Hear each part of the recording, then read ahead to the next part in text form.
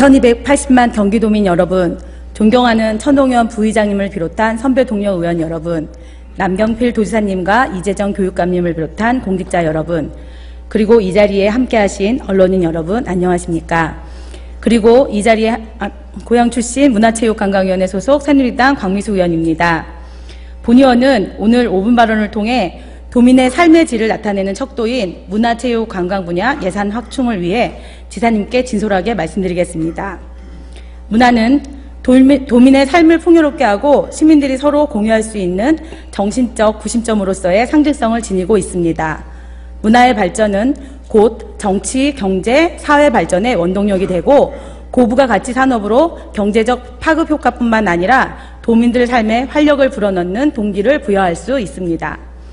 특히 경기도는 경기 남부의 문화 인프라의 70.2%가 집중하여 남북부 간 문화 양극화 해소는 해결할 가장 중요한 과제가 되고 있다고 생각합니다. 그럼에도 불구하고 경기도의 현실은 어떻습니까?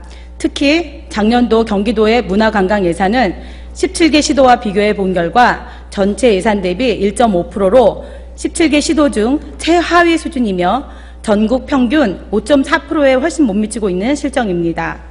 경기도와 인접한 서울은 2%, 인천은 10%, 강원은 9%, 충북은 3%로 문화관광 분야가 전체 예산 대비 높은 비중을 차지하고 있습니다. 2016년에도 전혀 개선되지 않았습니다. 내년도 문화체육관광 분야 본 예산은 전체 예산 대비 약 1.7% 수준으로 예상되고 총 1,798억 원을 요구하였으나 무려 20%가 감액된 1,448억 원으로 편성이 예상되고 있어 내년에 예정된 수많은 문화체육관광 관련 사업에 심각한 차질이 우려되는데 문화체육관광 분야 중장기 마스터플랜을 어떻게 제대로 수립할 수 있겠습니까? 최근 문화유산을 향유하고자 하는 활동들이 보편화되면서 보존과 더불어 관리, 활용의 중요성이 정책적으로 부각되고 있습니다.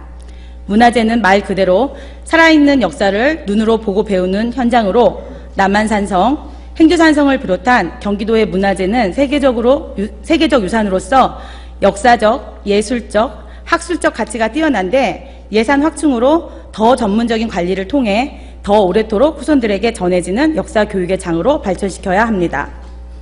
그러나 2016년에도 예산 편성안에는 문화재 긴급 보수 사업 예산이 전액 삭감되는 등 예산의 효율적 분배가 전혀 이루어지지 않고 있습니다. 요즘의 시장 경제를 들여다보면 잘된 영화 한 편 혹은 뮤지컬 한 편이 자동차 수만 대를 수출한 효과, 그 이상의 결과를 보여주는 것을 볼 수 있습니다.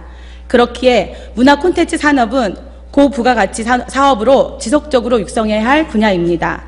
또한 체육은 국가 경쟁력의 지표로 선진국들은 스포츠 활동을 국민의 삶의 질 향상과 건강한 사회 구현을 위한 국가 복지 차원에서 적극적으로 장려하고 있습니다.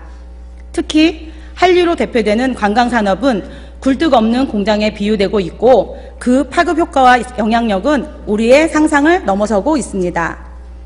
지난해 우리나라를 찾은 중국 관광객이 약 620만 명에 달하는데도 경기도에는 호텔과 위락시설 등 관광 인프라가 턱없이 부족하여 다수의 내외국인 관광객을 유치함에 있어 경기도의 관광 경쟁력을 저하시키는 데 주요한 원인이 되고 있습니다.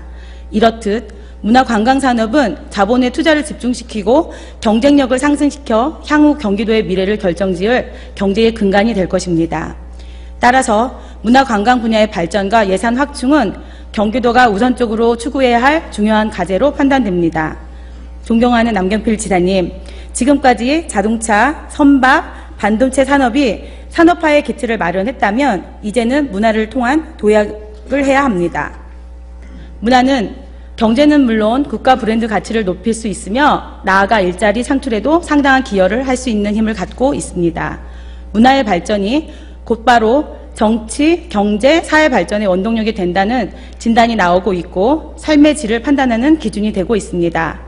따라서 현재 경기도 문화관광산업이 처한 위기 상황을 공동으로 인식하여 문화체육관광 분야 예산 확보는 시급히 해결해야 할 과제로 여겨지며 전체 예산 대비 최소 2%를 넘겨야 함은 물론이고 3%대에 도달해야만 각종 정책 실현과 인프라 구축이 가능하며 미래 경기도의 경쟁력이 확보될 수 있습니다.